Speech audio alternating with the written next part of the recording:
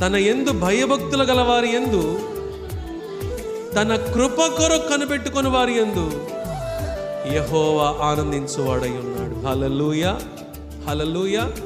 మనిషికి ఎప్పుడైతే ఈ రెండు లక్షణాలు ఉండవో తన సొంత కాళ్ళతో చూస్తాడు, తన సొంత కాళ్ళ మీద నిలబడే ప్రయత్నం చేస్తాడు, తన సొంత శక్తి మీద ఆధారపడతాడు, లేకపోతే ఇతరుల శక్తి మీద ఆధారపడతాడు.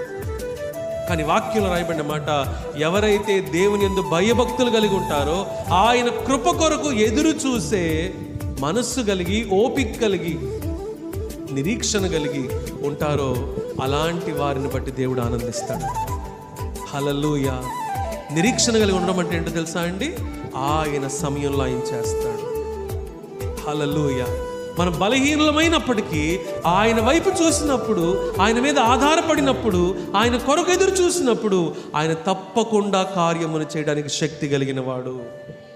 హల్లెలూయా.